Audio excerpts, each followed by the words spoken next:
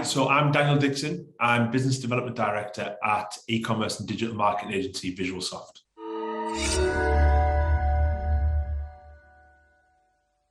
Visualsoft were founded in 1998, and basically we have our own proprietary e-commerce platform, and we offer full digital marketing services to go with it. So essentially what we do is we build, host, develop sort of leading e-commerce websites, and then we partner with those merchants and websites to drive high quality traffic to drive revenue essentially through the sites. So our commercial model is quite unique insofar as a client doesn't pay us lots of upfront fees or anything like that.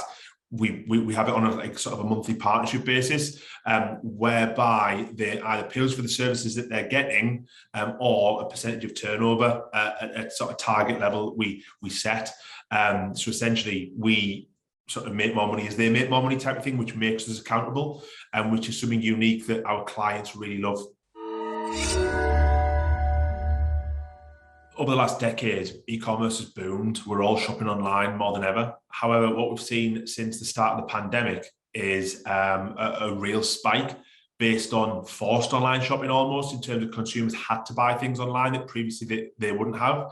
So there's a few key things that we've noted. First of all, consumers are now more comfortable to buy products that they would have previously wanted to have sort of touched and felt or sat on. If we're talking about a sofa, they're much more likely now to buy them blind, almost by like looking on the website, getting it delivered, without having to go to a retail park to touch and feel and choose fabrics and things like that.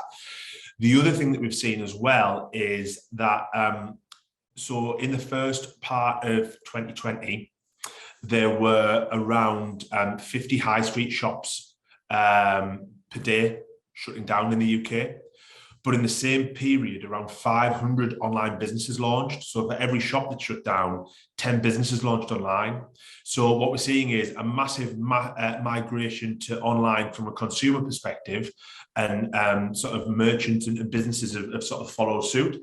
So what we've seen is a lot of e-commerce businesses have seen a bit of a boom over the last couple of years, but that's not necessarily due to them taking more market share. That's been due to the increase in the market.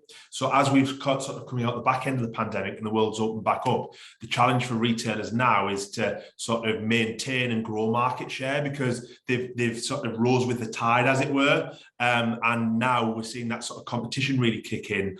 And there's a real sort of challenge for retailers to sort of maintain where they're at and grow, because they're not sort of riding that wave anymore. They're now fighting for that market share with their competition. From an SME perspective, if they're not necessarily focused on e-commerce to this point, or they've got a new focus on e-commerce, some of the benefits of obviously going direct to consumer online are overheads. So they can maybe be a little bit more streamlined with their bricks and mortar presence, or in terms of you don't have to hire a big sort of sales team on a shop floor type of thing. The website does a lot of that for you.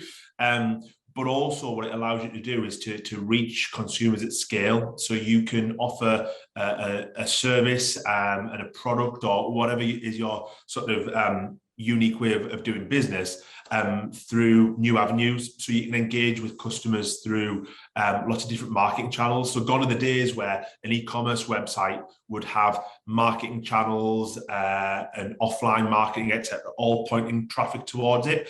The e-commerce site now sits as a hub in the center, pushing products out to new marketplaces like on Instagram, where you can sort of check out on products now, through to Google Shopping, where people can discover you through high intent sort of keywords, etc.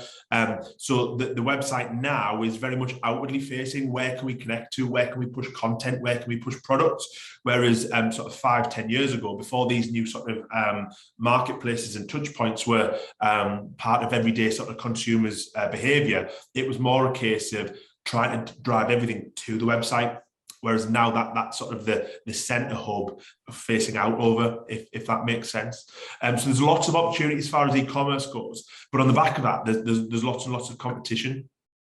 So one of the biggest challenges that we find for retailers is to manage expectations as to what that growth looks like, and not trying to be everything to every consumer. It's about retailers finding what they're good at, where their product sits in the market, and not trying to use every method under the sun to reach those customers. It's about reaching the most meaningful ones. So through the right content style or the right platform, or with the right message, and sort of doubling down on where you know your customers are, as opposed to trying to spread yourself too thinly across so many marketing channels or marketplaces, etc. I think what a business has got to consider is them focusing on what they're good at. And what I mean by that is, we talk to so many retailers who are bogged down in their tech stack or their marketing, and trying to sort of solve problems that ultimately they're not necessarily best placed to do. So whether it be a cool piece of tech or software that you can plug into your e-commerce, or to help you find economies of scale in time in terms of order fulfillment or delivery or whatever that may be, or whether that is working with somebody who's an expert in a certain area of marketing. And what that does is it allows the retailer or the merchant to focus on developing their products, their customer service, their sort of the things that make them unique as a retailer, without getting bogged down in the day-to-day detail of running that. So one of the things that we really advocate for with merchants is them working on the business, not in the business, and pulling in the right tech, the right partners, the right people around them, whether they be employees or agencies, to focus on specialist parts, so that the merchant and the retailer can focus on the business, not in the detail, because that's where we see them getting bogged down and getting stuck a lot of the time. But from a software perspective, if we're talking about an e-commerce platform, there's lots of different avenues that businesses can go down, and they all have their own merits. So the way that we sort of plot it out is we look at platforms, what we call open source, so where you get access to the code. And so open source platforms, the likes of Magento, as an example, they and maybe is more suitable for businesses who employ in-house developers, or they have a relationship with a development agency and they're looking to sort of develop their own tech. Now, the challenge for that for SMEs and sort of early stage sort of e-commerce retailers is that's very expensive. It's really hard to scale, but also in terms of adding on bits of tech from third parties and maintaining them, you end up with single points of failure and real challenges as to, well, there might be, for instance, 10 different automated email plugins for your website, but only one of them might be good. So if you've got to cycle through 9 to find that good one, so that can be a real challenge. At the other end of the scale, there are closed source platforms or hosted solutions, and these hosted solutions, the likes of Shopify and WooCommerce, they offer the business owner the sort of security of having the sort of that it's hosted, the security updates, the platform updates are all taken care of. But they've also got access to sort of an open library of, again, features and functionality that third parties have built and developed and host that can plug in, which allows you to sort of scale, and it's a little bit more sort of it's better for smaller teams who don't necessarily have that tech detail or that developer knowledge in-house. The challenge with that, again, is though it's a third-party sort of library of features and functionality, which, again, how do you know which is the right one? And also those bits of functionality tend to be built for the core platform, not necessarily to work together. So as you grow and you're adding on all these different features and functionality, you can sometimes find that you've got conflicts in your tech stack. So all the way to hosted solution, it's still very much self-serve, and you've got to know what you're doing to sort of scale it. It's great to start with, but the scale becomes difficult. We sit in a different area of the market insofar as we're a hosted solution, but we're also very much hands-on.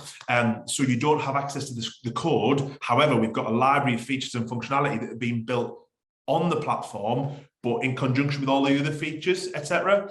And also, if you are, for instance, a footwear retailer or a home retailer, or you sell fishing tackle or anything in between, we've been there, we've done it, and we've grown retailers previously. So we've always got the playbook, and we've got the team to sort of help you. And again, that goes back to my point about sort of working on the business, not in the business. We take care of a lot of the sort of under the hood stuff, and we connect with the business owners and directors on a sort of a commercial level, and we bring them the playbook.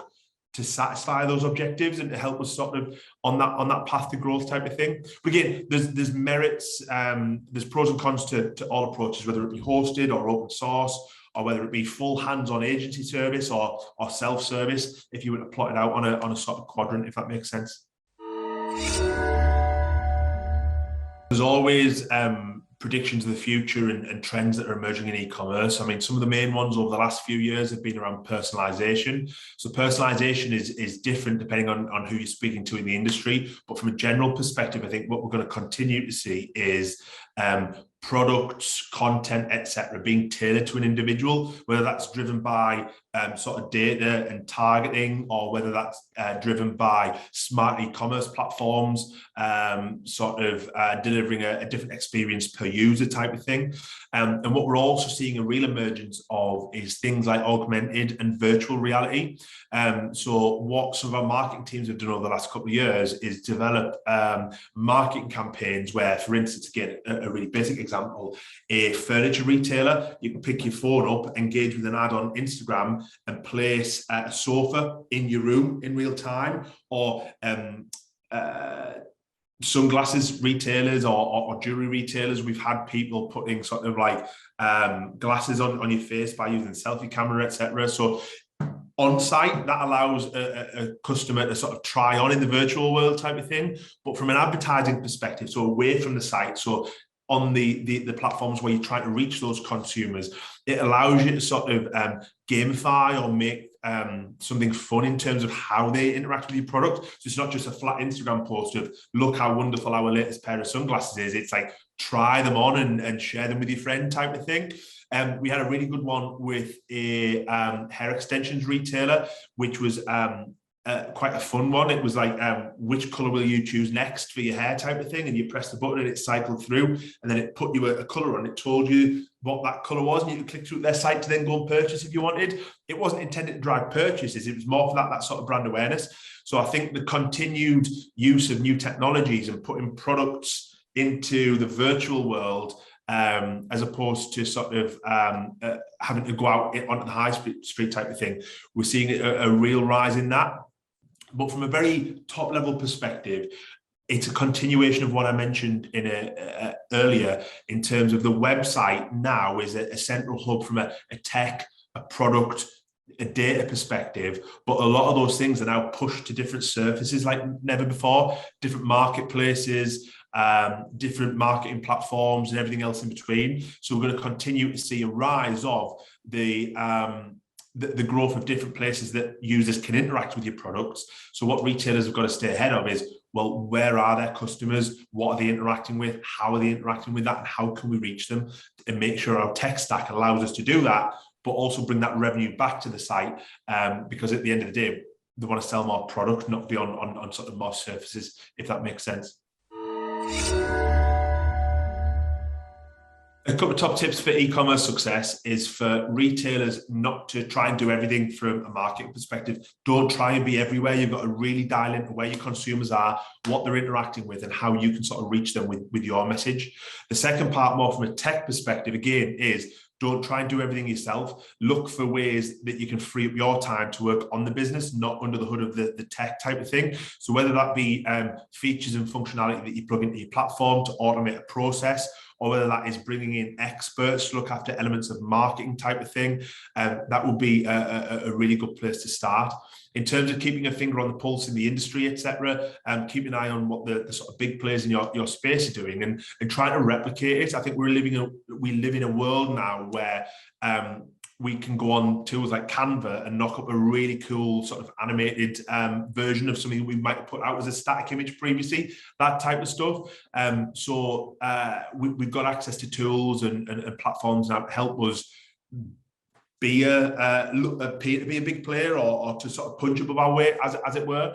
But also in terms of the future, it's about not spreading yourself too thinly, doubling down on what's working and which platforms and which marketplaces are working really well for you, and doubling down on those and constantly measuring and iterating and reinvesting in those areas. Because again, if you spread yourself too thinly, that data becomes weaker because you're looking at much smaller sort of information in order to make decisions. So there's lots and lots to go at. It's really exciting. But yeah, it's about sort of getting out of the day-to-day and looking at the wider market and concentrating on the business, not necessarily in too much of the detail.